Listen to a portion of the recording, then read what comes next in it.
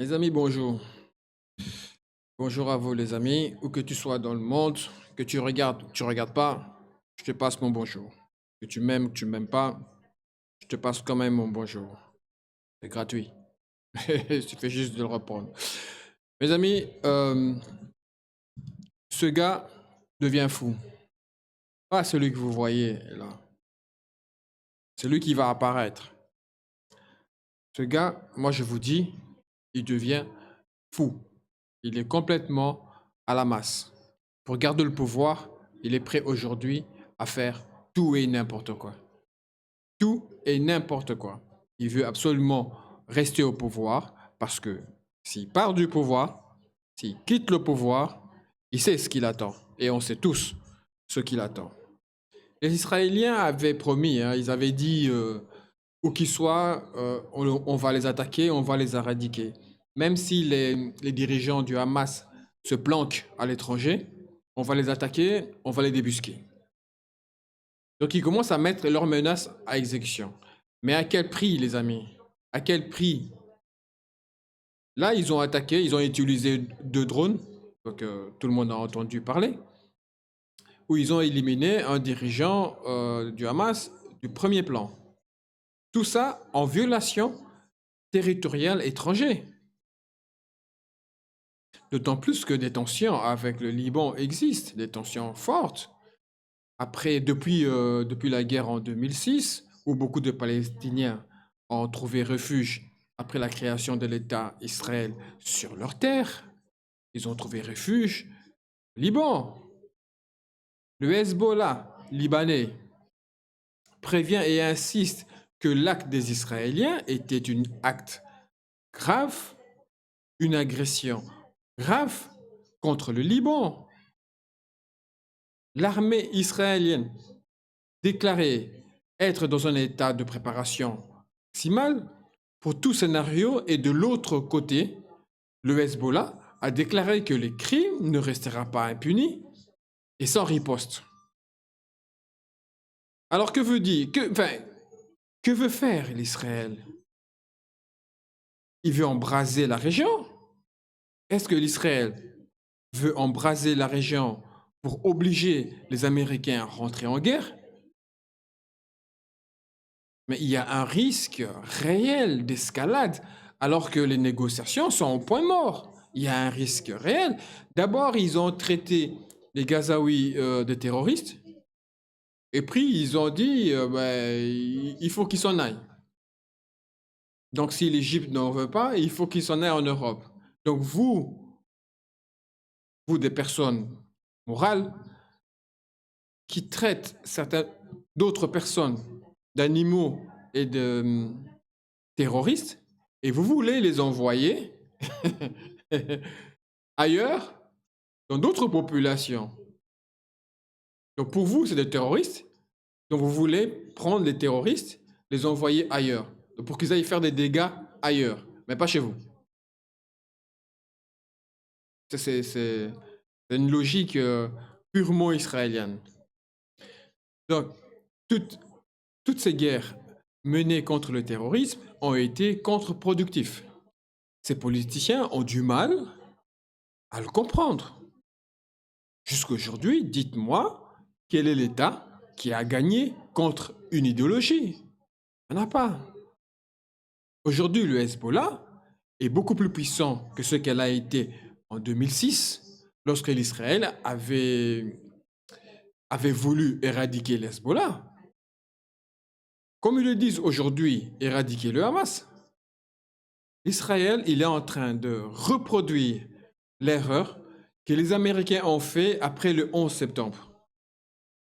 Le problème est que ce petit pays traverse déjà une crise et tellement des drames existentiels, ça risque de lui être fatal. Je parle du Liban. Ça risque de lui être fatal. Vous avez tué les dirigeants du Hamas. Mais c'est impossible d'éradiquer une idéologie. Ces dirigeants seront remplacés par un autre.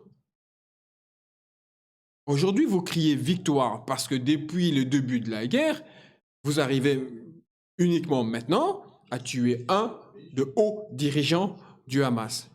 Mais à l'instant où on parle, le gars, il est déjà remplacé.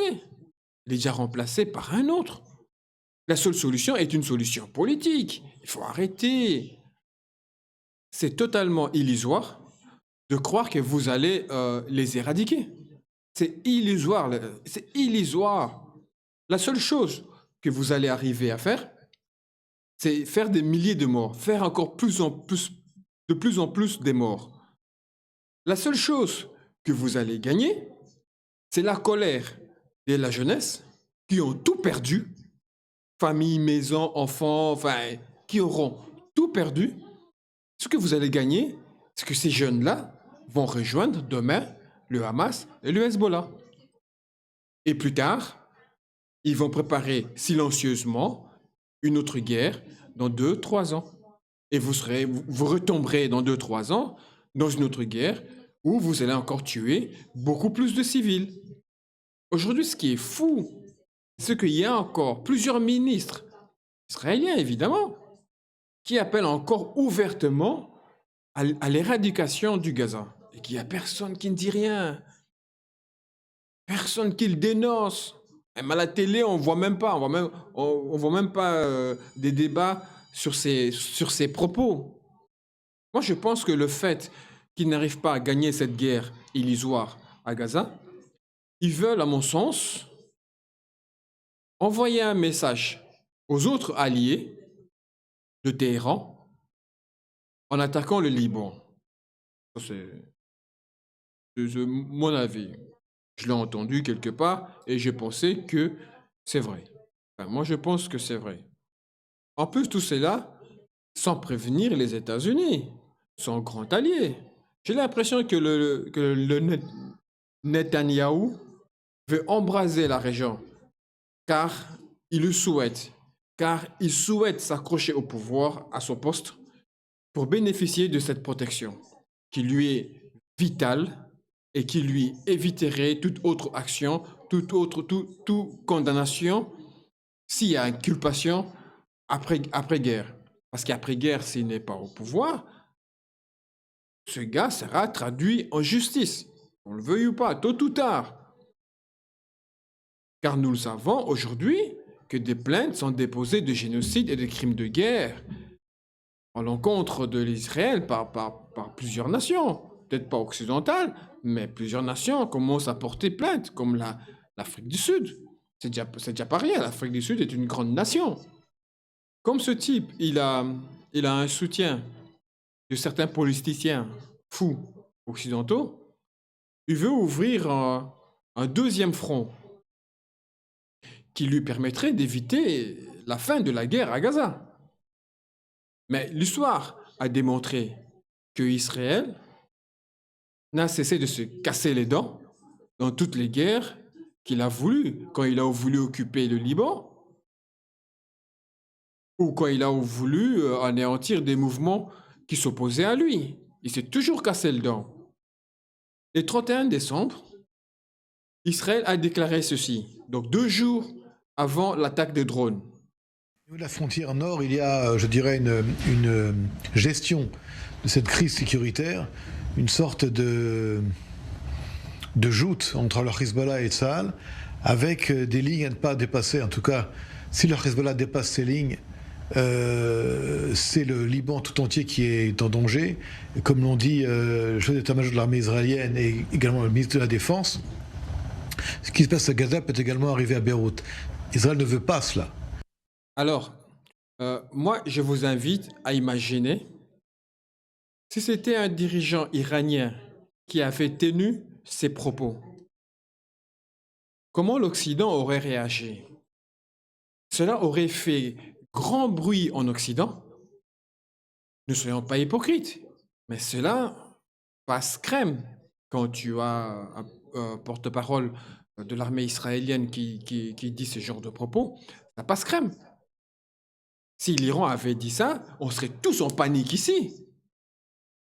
Étant donné que certains dirigeants du Hamas sont hors Palestine, Je pense que certains en Israël cherchent un prétexte pour ouvrir un deuxième front, pour les atteindre.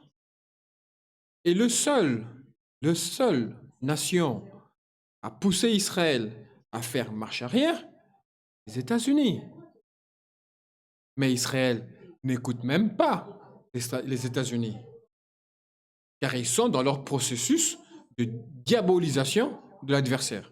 Ça, c'est depuis le 7. Hein, depuis le 7, c'est voilà, on veut diaboliser.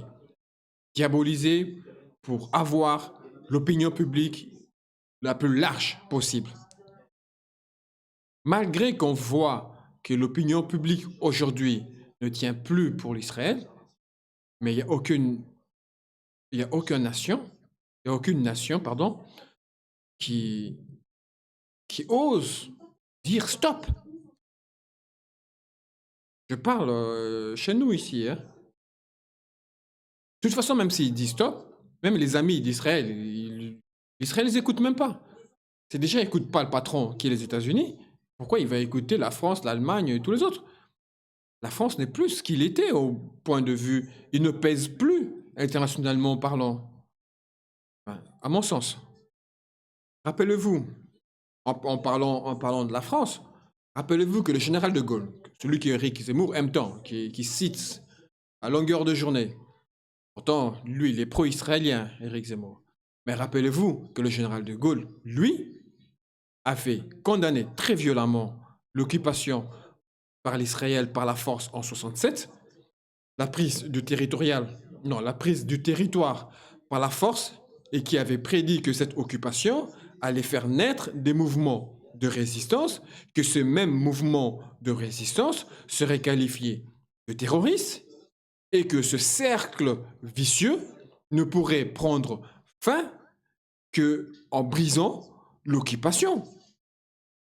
C'est le général de Gaulle, le père de la France. Aujourd'hui, on n'entend aucun politicien occidental parler de ce problème à la racine, depuis de Gaulle. Par contre, on continue d'occulter la colonisation et l'occupation. C'est occulté jusqu'à présent. Personne ne parle de ça. Hein. On te parle du 7, mais il ne te parle pas pourquoi tout ça est arrivé, pourquoi on est arrivé à la saison 38. Tout le monde a oublié la première saison. On va aller plus loin.